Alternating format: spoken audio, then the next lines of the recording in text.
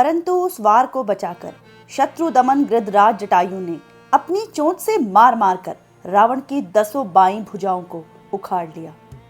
वाल्मीकि रामायण अरण्यकांड सर्ग 51। मुझे जटायु के बारे में सिर्फ इतना ही ज्ञात था कि वो रावण को सीता अपहरण के समय रोकने का प्रयास करते हैं और उस प्रयास में विफल हो जाते हैं और मृत्यु को प्राप्त हो जाते हैं। पर मरने से पूर्व वो श्री रामचंद्र जी को ये बताते हैं कि रावण सीता जी को किस दिशा की ओर लेकर गया है। पर असल में जटायु सिर्फ एक गिद्ध नहीं थे, बल्कि पक्षियों के राजा, धर्म के ज्ञाता और एक बहुत ही बड़े योद्धा थे।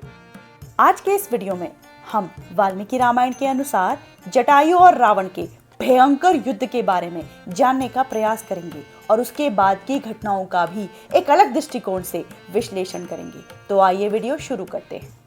रावण जब सीता जी का हरण करके उनको अपने रथ में बैठाकर ले जा रहा होता है ना, तो सीता जी जनस्थान में खिले हुए कनेर के वृक्षों से प्रार्थना करती हैं, बहती हुई गोदावरी नदी को प्रणाम करती हैं, उनसे प्रार्थना करती हैं और उस वन में रहने वाले, वृक्षों में निवास करने वाले जो देवता है ना, उनको भी नमस्कार करती है और कहती है कि आप सब मेरे स्वामी को ये सूचना देना कि आपकी स्त्री को कोई राक्षस हर के ले गया है।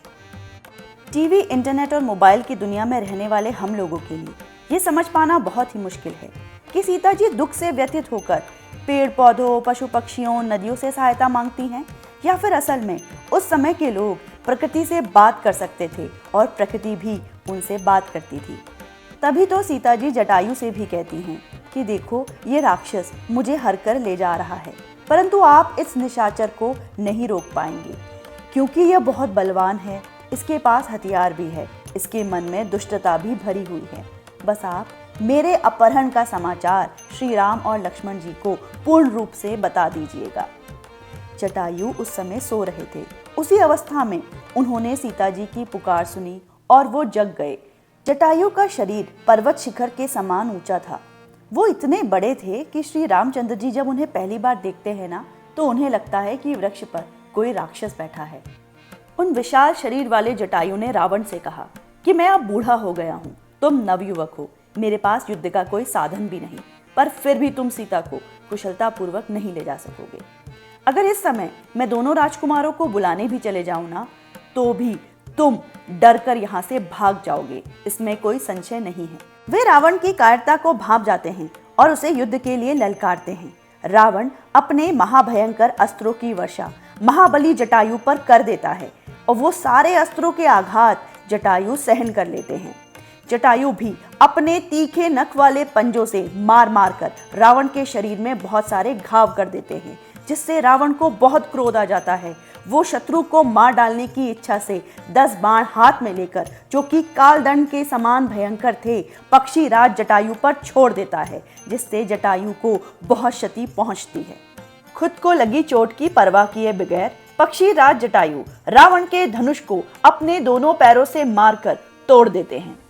फिर रावण दूसरा धनुष हाथ में लेता है और उन पर सैकड़ों हजारों बाणों की वर्षा कर देता है।